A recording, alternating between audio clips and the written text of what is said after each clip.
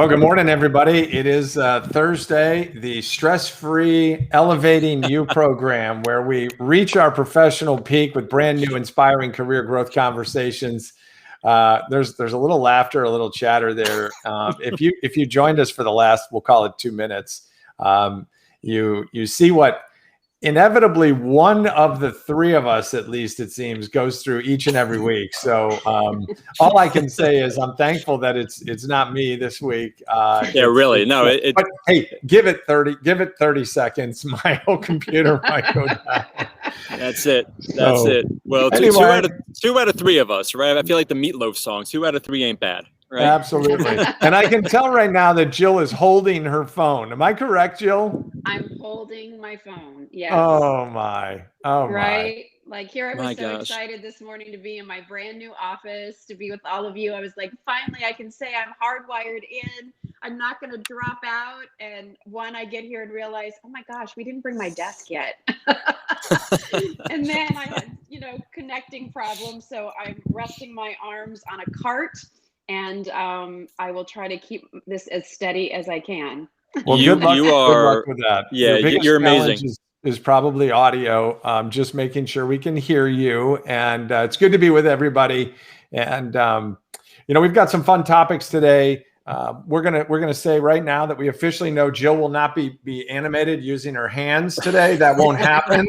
It will be all we'll call it lip service that she's going to give us. Nice. Mike, where are you? You know nice. What you look like based on the color scheme that's behind you is back in my LPGA days. Whenever we had an overseas major that was in Europe or when I was in Singapore or Bangkok, all of the colors were red like that. It looks like you're outside the press center at the U.S. Women's British Open. Okay, that's what it looks like. Actually, I'm coming to you live from there, the European location here of Pocono Organics in Long Pond, Pennsylvania. Yeah. So we're just the annex over here, and similar to Jill. Now it's funny with Jill when you say that with her hands on there. I always laugh, like they always say, if you don't want me to talk, put my hands under my lap. If I can't use my hands, I will be mute. Yeah. So I'm feeling you, Jill, but. Similarly, I was set up, inside in our office and ready to go. And all of a sudden, our like 20 minutes ago, our internet dropped. And it turns out they're doing a local test on the internet. So I had to take everything, pack it up, run outside here and outside of our marketing cafe and set up, do my hotspot. And here we are. But it's beautiful. The sun is shining, blue skies. I'm telling you, I was up here last month and it was snowing, right? Yeah. So to be out here in a short sleeve shirt and the sun shining down, it is glorious. Well, there you go. Jill, are you okay? I'm good. Do you have like a mug or a cup you can lean that on, or a small child that could come in and hold it for you? It a little bit. That'll stabilize me a little bit. Where's your son? Get your son in here. Yeah, right? Yeah, bring it. Well, my daughter is my intern this summer, and she's in my husband's office, which is down the hall. But I didn't think I was going to be doing this from my phone, so I don't have a stand, I don't have my tripod, I don't have any of those things. So, listen, you got to be able to adapt, and isn't that the lesson of the last year? So, amen. Amen to that. Yes. Amen to that. And the power of live events, friends, right? So you just got to go with what you got, right? Right. Well, here we go. We're off and running. Questions and comments, Can Advisory Facebook page. If you want to give Jill some advice on internet, or Mike Mooney some tips on sunscreen on a windy day in the Poconos, feel free to drop that on us. Also, info@canadvisory.com if you want to send an email. A reminder, this was our topic last week, power start your day, waking up with what? And today the answer to that would be waking up with internet issues. But last week we were talking about other things. And as a refresher, I always do this. We always do this. A little bit about what we talked about last week. And I'll start with Mike. And he was talking about, the importance of time for you and prioritizing your impact. Mike, I'm sharing these things with you because I don't know if you can actually see the screen that I'm looking at as I'm hardwired here in my office. So I'm giving you that boost. Okay. Thank you, man. I appreciate it. I can see it. It looks great. Thank you. Good morning, everyone. I was so pumped during and after last week's conversation, because as you all know, I mean, the morning for me is like that prime time. That's where we get to start the day. So I was just wanting to focus in and encourage people that before we start to run or hop on that hamster wheel of getting it all going and getting it done, is we got to take time for ourselves, right? We can't be our best for others if we aren't being our best for ourselves. So that's where I was really encouraging people to start there. Start with you, whatever that morning routine is. For me, it's meditation. Other people, I know they like to write down a list of gratitude. Maybe it's spent in prayer. Maybe it's just walking or exercising. But you've got to fill yourself up before others start taking it from you, whether that's your energy, your time, whatever that might be. Yeah, no, good point. Good point. And Jill, I know last week you were talking about different things. You were tying it into Mike. You were definitely given that, but yours was picking up ideas. And then I want you to be able to explain this again to everybody, which was batch it. Okay. And explain what that meant for everybody's knowledge. Yeah. So, picking up the ideas is basically, starting your day, trying to pick up whatever pieces you may have left out, out on the table the night before so that they're off their plate so that you can start the day fresh. But batching it, I found for me is really, really helpful, where I really, whether it's the start of a day or it's the start of each day, it might be a little bit different. I batch what I need to do for the week so that that's my time. So maybe, for me, Mondays and Thursdays are my days where I'm in this office, which is not in my home. And we're doing all kinds of work for the shop and, with my team there. Tuesdays are usually my days with the Scott brothers, where all of the things that I need to be working on for them, I'm accomplishing them on that day. My situation might be different than people who just have the same job and the same tasks, but it's the idea of looking at your week and saying, all right, this is going to be my window where I address all of the open emails that I need to answer. And I do that on Tuesdays from 9 a.m. until 11 a.m. And that's what I get done. So I found for me, because I do tend to be a little bit scattered, that when I can batch those tasks throughout my week, I'm more relaxed as the week comes on because I know when things are going to get done. And the fact of the matter is the things get done. And I think that just makes you better. Yeah, I think that's important. We've talked about that quite a bit, about how you manage and deal with your schedule, providing some time for yourself, even if it's a small thing. And I mentioned this last time, is that when I'm getting ready for a presentation, okay, I've got one June 3rd. I don't like to wait till June 2nd to do it. And I have to block out time the week before because something inevitably might come up. I'm not talking about necessarily with that presentation, but I might have a glitch with that, or there might be something else that requires some of my time. I don't need the stress of, oh my gosh, I've got to put this presentation together because I have to go speak tomorrow. I don't enjoy that. I don't think anybody would. So I do think it's important to do that with everything that you do. Mine was, go ahead, Mike. Before you jump in there, Kraig, I think the other important part that we've got to key in, because Jill, I love that. And I aspire to actually doing that with my days. So we got to talk about that and how that's working. But I think what that really speaks to, though, is the discipline, right? To be able to really block for those days. Because I know I've tried that. And then I get that email and it's like, oh, it's a 911. I got to jump on this right now. And then one more. And then, then things start to unravel. So I think a key component to making that successful has got to be that discipline, and maybe even managing others' expectations to let them know that, listen, I'm not available during these times, or I'm going to get to this on Tuesday or whatever that designated time is, right? So now you're working it on both sides. And you know what else I do too, Mike, is every day I have an hour that's sort of like the generic hour, so that if something like that comes up, like last minute, I have a client who's like, oh my gosh, is there any way we could get on a call today? Oh yeah, we can. I usually do that at 3:00. Like that's my 3 to 4 is like my open hour, so that if there are other things outside of what I'm batching that need to be addressed, I can do that. So again, I'm alleviating that sort of like, oh my gosh, I'm so overwhelmed. And creates margins. That creates the margins we talked about, right? Yeah, I love it. Yeah, for sure. Yeah. Definitely give yourself some built-in time to be able to handle the other stuff. My thought process last week was all focused on the night before, and not the light bulb that you might have in your room or the night light you might have in your room, but the bulb that goes off in your head about what you need to get done tomorrow, or on a Sunday night, what you need to get done for the next week. I do think it's important, if you're going to power start your day, to make sure that that power and that energy starts the night before, so you are waking up with purpose and a game plan.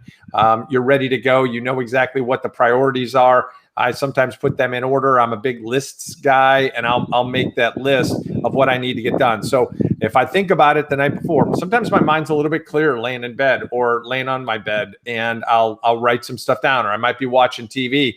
And I'll put it down that way. So I'm ready to go the next day. And then secondly, it was about the big message. So, you know, I discuss this quite often. I think everybody needs to know what their message is for the day, what they want to accomplish, who they're going to be talking to, what they're going to be saying to them. You know, to the point that you guys made about, all right, I've got a call at this time, or can I squeeze in a call? Sure, I can. What are we talking about? What's the game plan? I don't want to just have a call to have a call. I think there needs to be a purpose for it, and move the ball forward, as opposed to just, you know, rehashing what has gone on. So I think it's really important on a power start of your day to make sure you think about it the night before, get ready to go, and then make sure that you are clear with your message about where you want to go and who's going to be involved. So that's what we discussed last week. And with that, let's move into today's topic. And I know that you have all, I have to believe, dealt with this at one time or another. We all have. And, you know, the size of the promotion might be something that's different for everybody, but it's kind of like buying a dream house. Somebody's dream house might be $2 million. Somebody's dream house might be $200,000, and it doesn't really matter. Succeeding in a job promotion could be the smallest thing, from a coordinator position at the lowest level when you start a job, up to a senior coordinator or a manager position. Now, if you're an executive, it might be a little bit different. Or if all of a sudden you get the big boost and you find yourself in some serious management role, how do you handle that? So today we're talking about succeeding in a job promotion, big new title. Now what do you do? Okay. I think it's interesting to put this forward. This was a good topic that Mike talked about, and I'm going to save the best for last, since he was the one that kind of talked about this with us. And I'm going to let Jill start it off with her big thought on this, because my guess is that she's been there before and done that, and can share some of her thoughts on it. So your big idea before we get to your couple of things in a little bit. Well, I think, you know, the biggest idea to me is that, you know, when you do get a promotion, you're obviously probably going to be a little bit more visible, and therefore you're casting a larger shadow. And I think it's, you know, it's really important to, you know, not just look at, all right, now that I've got this promotion, you know, on a personal level, great, you know, I've got a title, I'm maybe making more money or whatever it might be. But, you know, the responsibilities that come with that, and the people that you're going to be influencing in such a larger way, to me, should always really be top of mind. So I do always like to think about it as people first, and especially when you're promoted into a more visible position. Yeah, no, that's exactly right. It does cast a big shadow at times, and it can make people a little bit nervous about what they're about to do, and then I don't want to say who's laying in their wake, but you know, who all of a sudden might be looking up for you. Which brings me to my big thought, and the first one is that we need to pat ourselves on the back a little bit. Okay, let's start with that. And I'm talking about maybe a private moment. I'm not talking about parading yourself down the aisle of the cubicles and through the office saying, hey, you know, look at me, how great I'm doing and all this. I think that's all great. Do it at home, but give yourself that pat on the back. You've worked hard. You probably had a game plan. You probably were doing some good work, or trying to do good work that would get noticed. And clearly somebody's taken notice of that. Now, that might be within your organization, and you go in for your review and you get that promotion. It might also be you're working in another job and somebody comes after you and you become recruited, you know, and all of a sudden it's like, whoa. And I'll get into that in just a little bit. But I think we start on the big thought with congratulations to me. for what I was able to accomplish. Now, the next thing is, what am I going to do with this? All right. Who do I want to affect? What is my stamp going to be on this job? How am I going to make a difference that will be memorable? What legacy can I create? And again, it goes back to, it doesn't matter what the role is. You know, when I was at the LPGA in the executive leadership team, I had people that worked with me on my team that were, you know, far junior to me as far as, you know, years as a professional, graduating from college and being in the business, if you will. But each and every one of them had big roles. They all had big roles. And I wanted to make sure that they felt like they had big roles. So, you know, to them, that promotion might be something smaller, but it's still big. And I want people to feel big. So start with a pat on the back. I think that's really important. Realize you're there and you were given the opportunity to affect others. Consider how you are going to do it, and then make other people feel good about the role that they can play in your new role, if that makes sense. And so I'll have a couple of more specifics in just a little bit, but that's where I'm going with it, Mike. If you want to add on to that and take control with your big thought. And then I'll jump over to mine. But Kraig, you know, it's funny, you said something before that I thought was very, very accurate, and it plays off of what Jill was saying, that there are going to be more people looking at you for sure. And as you said, you know, you might be a little nervous in the role and what's going on, but you know what? There may be people below that might be a little nervous too. You know, going, my gosh, can this person actually do the job that they're in right now? Look, I think the reality is we have to understand that when we get a promotion, it's not because we necessarily can do the work already. It's because people see that there is potential to grow, and then what you've done, you can take that and move it forward. So here's something that I wish I had the advice early on, and I wish that I had really taken advantage of at an earlier stage in my career, which was find a mentor. Like whenever you get a promotion, find a mentor, someone who's either been in that role before or can give you some guidance. Because I think sometimes we have this false expectation of ourselves that we're going to step into the role and know how to do it, or others are going to believe that we know how to do it. The truth is we don't. We're figuring it out. You know, so getting a mentor and someone who you can lean into, whether it's somebody already in the organization or externally, I think would be just a huge value and a relief and a release valve for us with some of that pressure that comes along with that promotion. Yeah, no, that's true. I mean, I think that's important. The word that you just put in there, by the way, Jill, welcome back. We lost you temporarily. Sorry. You said pressure, Mike, and I think that's real, right? I think absolutely. Yeah, I think we do 100%. Feel real pressure, and some self-induced. You know, well, I'd say 90% of it is self-induced, because then we fall into, and this is a whole other show we can get into, is the imposter syndrome. It's like, holy crap, you know, I got this role. Am I really the person to do it? And I can tell you that was mine when I was recruited to run marketing communications for Nextel, for the Nextel Cup Series. I was in my early 30s, suddenly was making more money than I ever had. I was responsible for the communication strategy for a $750 million sponsorship, one of the largest sponsorships in sports history at the time. And I'm like, holy crap, what am I doing with it? Like, am I really the person to do it? And I wish that's where I get back to the mentorship. I wish that I had, at that time, with all the pressure I felt, had, you know, that mentor that I could have reached out to. But, you know, we figure it out. But I think the pressure is real. Yeah. You know? Yeah, it's definitely real. Jill, did you want to add something to that? No, I mean, sorry that I kind of cut in and out there. I only got them to the mentor part because I wasn't able to hear you guys. But I do agree that having a mentor, somebody who's been there before to help you and guide you, somebody that can be a sounding board for you, somebody that has dealt with those different levels of problems that come with being in a more managerial role or having more people under you, or just a change in direction in what you're doing for the company, I think is so important. Probably one of the most important tools in your toolbox. Yeah. Yes. And I'd like to flip it as well here real quick. Sure. I'm sorry, Kraig, I just jumped on you. Go for it. Man, is if you are a manager, if you're an executive in an organization and you have just promoted somebody, consider how you help them and identify a mentor. right? And I think it works on both sides. For us that are stepping in, maybe asking that senior executive or the team, is there a mentor that I can connect with or lean into, and vice versa? We should be thinking, how can we serve that person to set them up for success? Yeah.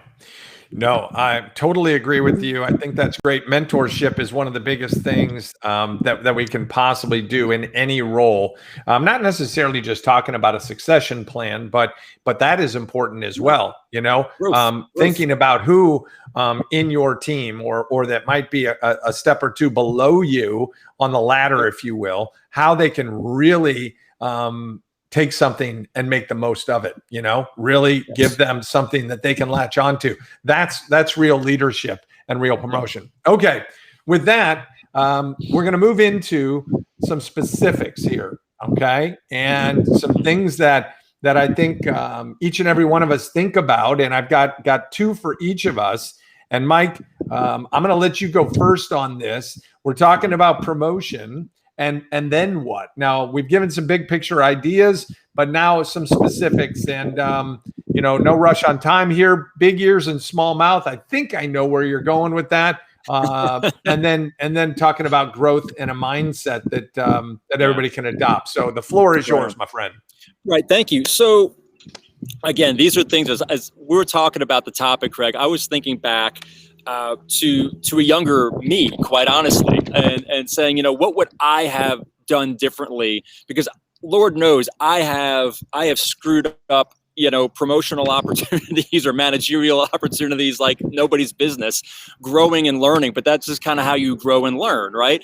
And I really think that if we have big ears to listen first and have a small mouth to talk, it's really going to help us when we step into that new role with new expectations. Because if we take the time to listen, and listening means taking the time to ask questions, to really be active listening and ask people, you know, what the needs are, where are the challenges, how can we get better? Where do we work better as a team? What are you looking for in a leader? How can I best serve you? And that's up and down the chain. That's making sure that you're talking with the senior executives that had the faith in you to put you in that position, and talking with them and saying, what are the expectations? What are my resources? You know, how can I best succeed? Here are the things that I think I need, right? Mm-hmm. And that's going down the line and talking to your team or key stakeholders or customers and taking at least 3, 4, 5 months to like listen, because oftentimes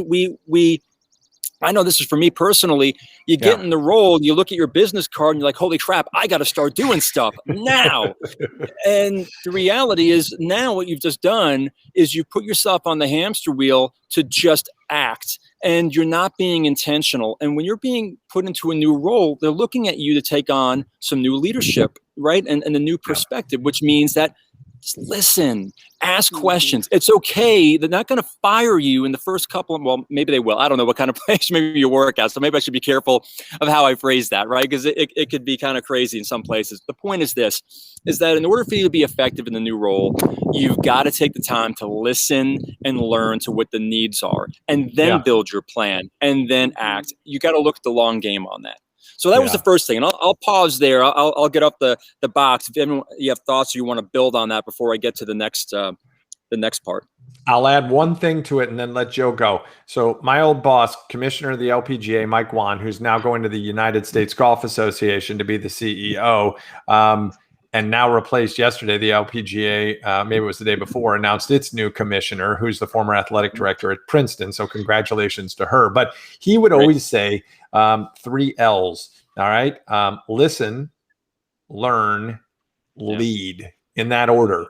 And I thought that was very powerful, very telling. It's something that I've carried with me. I don't have 500 employees in Can Advisory Group, but at the same time, I think that's really important when you're working with anybody and you've been given this great opportunity. And, sometimes a promotion might not necessarily be for the 3 of us or somebody, let's say, who runs their own business as we do. It might not be, some promotion, I'm giving myself some new title or whatever that is. It might be an opportunity that you've gotten, right? Which is much bigger than something else that you had. And suddenly there are people that you require their help, their benefit to help you succeed or help others succeed in that way. So just wanted to toss that in. Jill, all you. Yeah, well, I mean, I think there's a couple things there, like there's two sides of this for me. I can remember working at QVC, we would have monthly host meetings. And so here you have around this table people who were the very first hosts on this network with incredible experience, people who come from all walks of life, and then a new host comes in, right?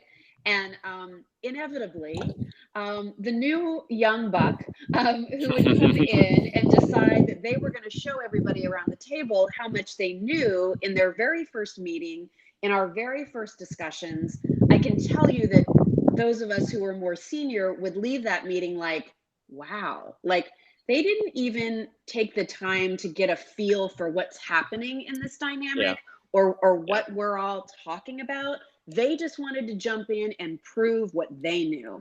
And I can also tell you, those were the ones that didn't last very long because they weren't willing to listen.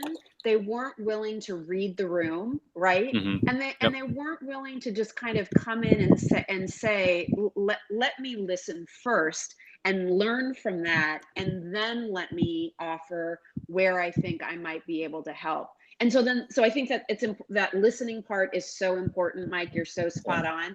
The flip side of that for me is, when I started with Scott Brothers, I mean, here I am coming in with this product development team and buyers who have built the brand already, and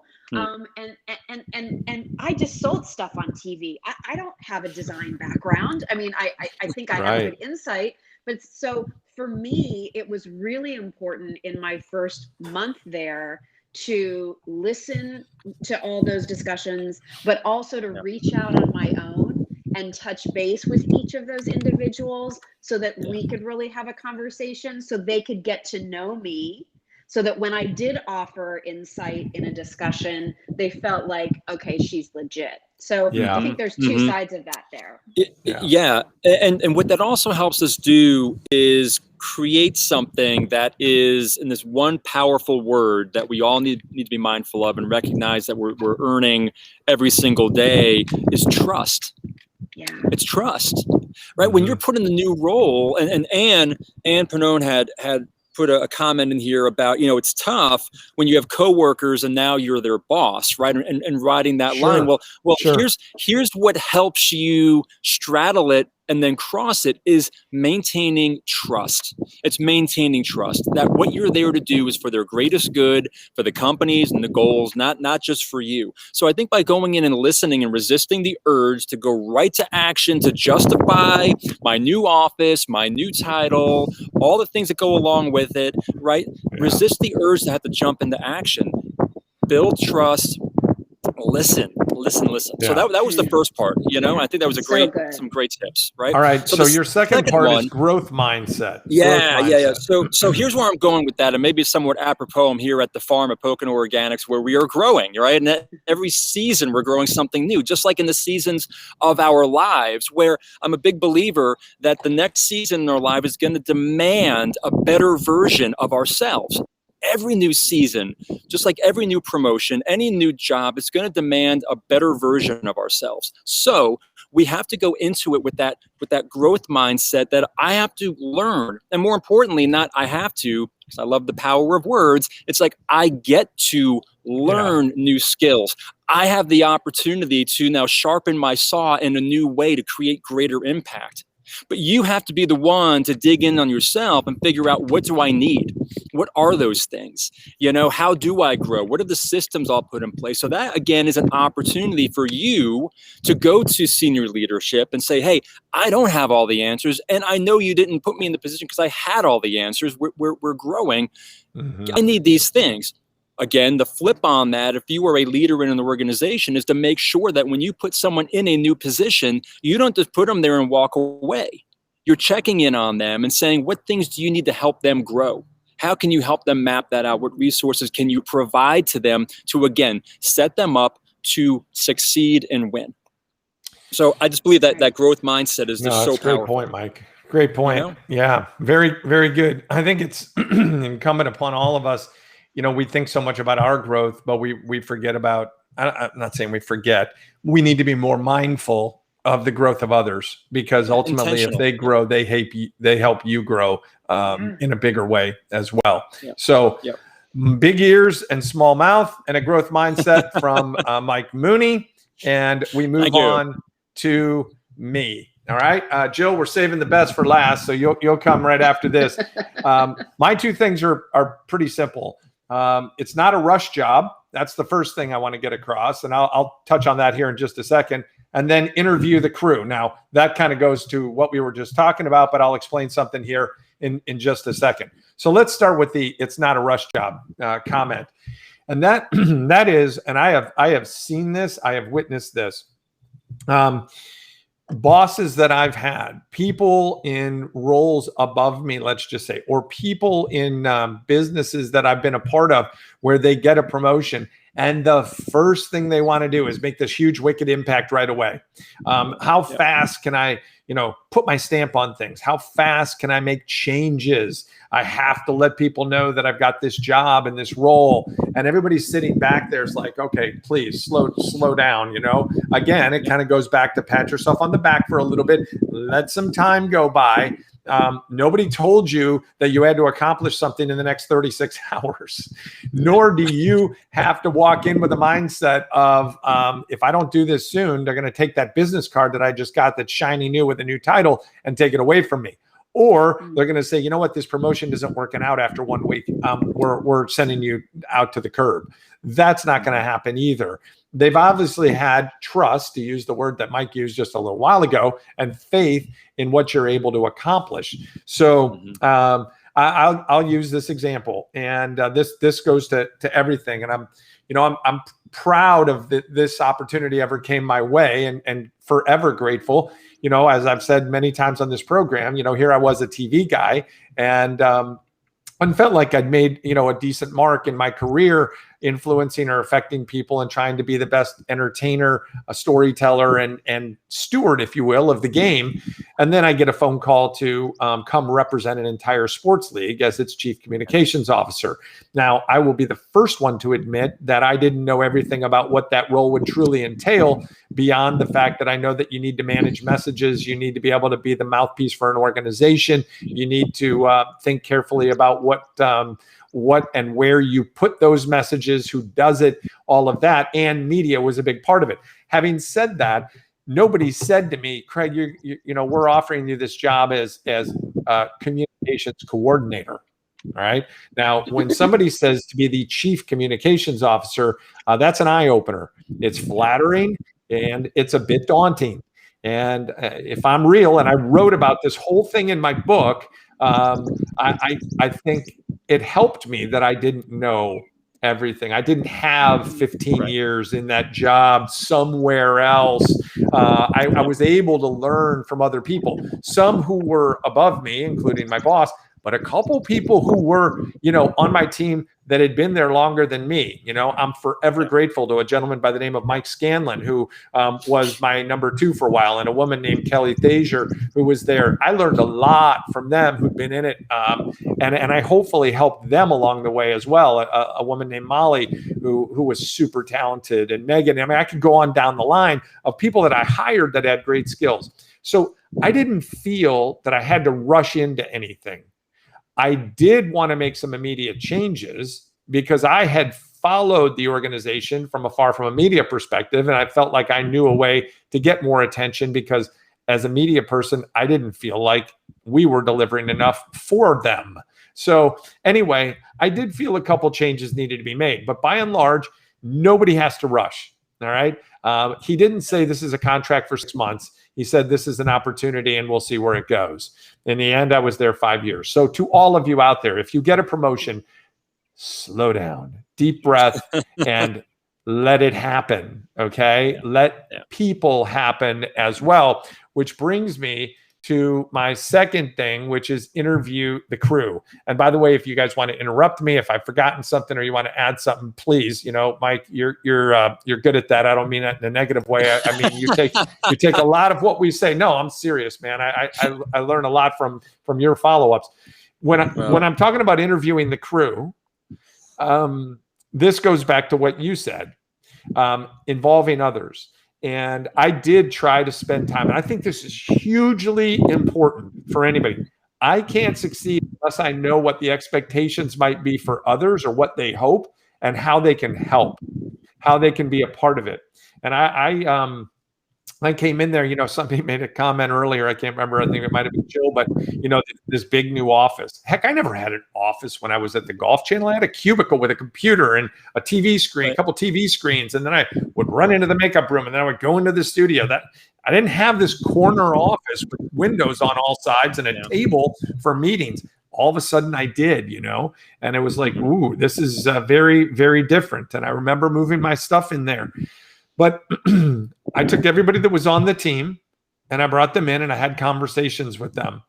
And that was really helpful to me because I needed to learn about the organization and the history and the department, and where they felt we might have been falling short and how we could become better. So to all of you out there, important, I think, to kind of do a research project, involve other people in your promotion, involve other people in your success, because the most important thing I think you can do is get people on your side, get people to understand that you're not all about this lofty new role and you think you're all of that. They want somebody who involves them and is humbled by their opportunity, not feeling like, it's all about them. So that's where I would go with it. I want to add in on that. So one of the comments from Ann Smith, and it's spot on with what you just said, Kraig, is she said here, I was part of an organization that was destroyed by someone who came in a leadership position who would not listen to how the organization worked, the strength of those involved, and did things his own way. And isn't that true? I think we can all look back in our own careers and different places that we've been in, not ourselves directly, but we've seen how it's happened. Where someone comes into your point and it's like, I got to create impact now. It's my way or the highway. Everyone's on 30-day notice. I worked at a place one time where a new guy came in and said, okay, on Monday, everyone's re-interviewing for their current positions. What? You just got here yourself. What are you talking about? Right. Yeah, I've heard that too. It's one of those things where Ann is spot on, where, with the promotion comes power, and not power and, ooh, what do I get to do? But there's opportunity here that you can either hurt or harm the culture of an organization when you come in. So that, I think that you do need to have time to feel that responsibility. But the other part too, Kraig, that I love what you were saying about not having to build in a week or two, that also provides us the opportunity to create a plan, right? Create the plan and show a timeline that, hey, this is going to be 3, 6, 12 months before we get to here, and share it up the ladder and down the ladder. Get the buy-in. Again, manage expectations of what's happening around you. That releases pressure too, and involves people on the team. A lot of P's there. A lot of P's there. Promotion, you talk about power. I would use a different term. I'd say think about not the power that you suddenly have, but the possibilities that might be there. Yeah. And then the other word, which is huge, is people. And that's those around you and what they can do. So it's not a rush job. Interview the crew. And with that, I'm going to turn the floor over to somebody who's probably got carpal tunnel syndrome right now from holding her phone. And Jill, I'll let you go. In case you can't see it, it's the more the merrier, and see the forest. Well, and I think the more the merrier plays really well with what you were just talking about, Kraig. To me, when you get a promotion, the more people that you can reach out to rally around, to have them in turn rally around you, because there's this new sense of trust, or this leader feels like I matter. I just think the more successful you will be. My experience in corporate America is a little more limited than you guys. QVC was a private entity for a long time, but then, it changed, right? So I did work with different people and different managers, and when new people came in, it's the ones that made the effort, even if they weren't my direct boss, but maybe even in a different area, but our team supported their world. Those were the people that when they came in and wanted to make a point to talk to us and have open conversations, those were the people that were like, okay, these are the leaders I want to follow. right? Yeah. Because they get it, they see the whole picture. And I think that's really important, and sort of leads into my next point of, there's that saying that, she can't see the forest for the trees. You've got to see the forest. Yeah. You have to see the forest, right? You have to be able, you can't just go in there, to your point, Kraig, and decide, all right, like, let's get going now because this is the project that we've been wanting to do and we're going to do it. You have to look at the whole picture and everything that's going to be impacted, and everywhere where you can be impactful. It may not just be where you are, but in a new role with new support or new team members or new vision, you may be able to have a broader reach, and that shadow that you're casting could be much larger than you ever imagined. But you have to see the whole forest. You can't just focus on your little world. You can't be in a bubble. Yeah. Mike, I love that. No, I love that, because again, this is a great visual, Jill, on taking the time to step back instead of rushing in, and I just think that, again, if we would just give ourselves that space and grace to take that step back and assess the landscape, it's going to help us see where can we make the most impact. More importantly, who are the people on the team that I can plug in, right? Getting back to your point earlier, Jill and Kraig's, about how do you get more people involved? And then you could take someone aside and say, Jill, we've got this opportunity over here. I need your help, right? And I know you've got the skills and the passion to do this. Can you jump in and take point on this and help us get to this goal? Okay, great. And then you can step back and where's the next one, right? So I love that. So in so many ways. Yeah. Well, and I think when you take a step back to see that forest, it also allows you to say, I know they've always done it this way, but why? And why can't we try doing it that way? I used to say that at QBC all the time. I'm like, why can't we do that? We make our own rules. So we made that rule. Like, why can't we change it and try this? Why can't we try this? But you can't do that if you're only looking at the tree. You have to be able to see the big picture. Yeah. If I can add one other thing to that, and I don't want to make it sound contrarian to that point, because it is true. We have to look at things differently and ask why. I fell into this trap in a promotion role where I went into an organization, was asked to help change some areas of culture and sales and communications and marketing. And what I failed to do was appreciate the things that did work and that the people had been doing. Because what happens sometimes if we go in there and try to flip it and say, well, let's do it differently this way, you run that risk. We talk about building trust, right? And there's also a word of respect in there too, that there are people who have probably been doing this for far more years than I know I was there. And to say, hey, this has worked really well. You've done a great job with this. How can you make it that much better? Instead I was in there thinking, well, how do we do it differently? And that actually hurt me more than it helped me, because it eroded trust and it disenfranchised people to make it seem like they weren't appreciated for what they helped build up until that point that I showed up. So I think that, again, it's just that awareness, like Jill, you've been saying, step back, look at it, look at the landscape, see how we're interacting. Sorry, I feel like I'm jumping up on the box on this, but I'm just so passionate about this because I've messed it up a handful of times and I've learned a lot that I want to make sure people can take away some things to work with, as Kraig, you do as well. I no question, I think we all make mistakes. I would love a reboot, if you will, or a redo on a couple of things along the way. But you know what? Every leader, who's great, I wouldn't necessarily put myself in that category. I'm just saying that everybody that's achieved and continued to move up has learned from something they could have done better. The problem with those mistakes are that they affect people.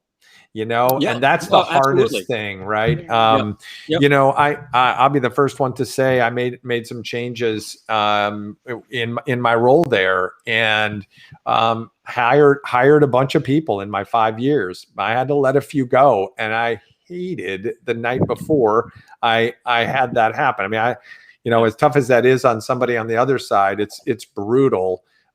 Being that person, and you question yourself, but you have to think about the bigger the bigger picture and what might happen. So, yes. All right. We lost Jill. We got Jill back. There she is. And with that, I want to go and move into, we call it Leave You With This, which is our Goodbye Friends, one final chance to elevate with a final message. And I'm just going to let Jill go first just in case. Okay. I'm going to let you go first since I've got you right now. Go ahead, Jill. Listen, I love this topic today. I love that, in a time where a lot of people are, looking for work, trying to figure out what's next, things are opening back up. I think that keeping that possibility of, all right, there could be a promotion there for you. There could be something else for you to be working for is great. Yeah. And I think that, what we have found, or when I look back at all of these Thursday, thoughtful discussions, we always go back to people, right? And it really is about that network that you have, building a larger network within your organization, relying on those people, learning from those people. So whatever role you're in, whether you're in an entry level, you're making your way up, or you are the lead manager or VP, whatever it might be, it's the people that helped get you there. It's the people in the network that you're working with. And wherever you are on the ladder, I think that first P is probably a great priority. Yeah. Good. Good. Well played. Yeah. Mike? Yeah, I would, I'm going to take a little pivot on it and use a word that we haven't talked about. And this is in encouraging people to embrace some fear, because it's a little bit of, there's some fear in this when you step into a new role and those expectations and the pressure. But I'm a big believer too, that everything that we've dreamed of and would want is on the other side of fear. So you have a choice, right? You have a choice of either believing the fear or embracing faith in yourself, right? And those around you. So remember, you've got resources. If you ask for them, you've got time. If you plan for it, it's about, building trust and manage expectations. Yeah. Yep. No, managing expectations big. Before I get to mine, I'm going to give people the topic the next time we'll meet, which kind of could go into this very topic that we've had, because ultimately you get a little water cooler conversation, and that is the game of office gossip. We have all been there, and avoiding the trap. And we can share, probably each and every one of us, some real world experience that we've dealt with this, or maybe we've had to manage not just ourselves, but other people in that. I will say that this next time is probably not going to be next week. I'm really excited. I'm not going to say exactly what specific team, but I will say that I'm speaking to a college football team and coaching staff program next Thursday out of town, a major program. And I'm really looking forward to that, spending time with the team and talking about how they can not just be a student athlete, but be a brand ambassador, not just for the school, but also for themselves. So that's my Thursday next week. So we'll probably be back in a couple of weeks, provided that everybody can do that. But stand by. We'll always post stuff and try to post stuff on the Can Advisory Facebook page. Here's what I'll leave you with today. I would say this, guys. I think it's really important for people, number one, aim for a promotion. Now, I'm not talking about walking around telling everybody you're looking for a promotion. I have seen people who are very focused on what next they can get, climbing the ladder. And it becomes a little bit annoying. And it goes into the office gossip stuff. And it goes into how people are talking about you, is that, they're only steering themselves towards something. What I'm telling you is, and Mike talks about this quite a bit, is adding a couple things to your toolbox to make you more in line to get the promotion. Okay. Like, what can you do to affect other people? What can you do to make the organization better? What can you do to take everybody to the next level and help you all get noticed for great success? Now, I used to tell people, I don't really care if you're here 5 minutes, 5 weeks, 5 months, or 5 years, but the time is now to try to make an impact and try to do something special. We're not in a rush, but I want you to work toward that it can be yours, that you can own, so that we can be following your lead and building new leaders. I think that that's really important. So aim to be somebody worthy of a promotion. Don't walk around saying you deserve one. Just aim to be worthy of a promotion, and things might fall your way. And once you get them, some of the tips that Jill and Mike have talked about here today are fantastic. And you, come on now, and you. I just think there's a lot out there for people to think about. And you know, I don't say this enough. Mike always talks about hopping on his box and being passionate and promoting all of that. And man, I love these conversations. And Jill and I go way back. I'm beyond proud of working with her and what she's doing right now. You know, in my mind, she's built, I'm not going to call it an empire yet, but she's built something that's given her promotion opportunities. I'm not talking about promoting product. I'm talking about promoting her own business and going where it is. Mike, the same way. So I'm just thankful of being with you guys as often as we possibly can. And to all of you out there, man, oh man, chase something big and make that big impact, because that's what it's really all about. But never forget the P word that was just said a few moments ago, people. And that's what you're there for, because at the end of the day, nobody cares about your promotion. They don't care about what your job title is. Yep. They care about how you made people feel in doing the work that you do. So 100%. That's my end message for everybody. Yep. And we're proud of you, Kraig. Yeah, absolutely, man. You're doing great stuff too, buddy. Every day you're working at it. Every day. I appreciate it. To everybody out there, there's the topic for the next time, the game of office gossip. Share your thoughts, your comments, your questions right here on the Facebook page. Nobody manages a page better than Mike Mooney. And I love reading his comments afterwards. And I hope everybody has, just a terrific week this week and weekend ahead. So elevating you, we can let Jill's wrists and arms. She doesn't have to go to the gym today. She doesn't have to do any, any curls. Or any, we got a hand wave. All right. Yes. Great job, Jill. Great job. Yeah, great job.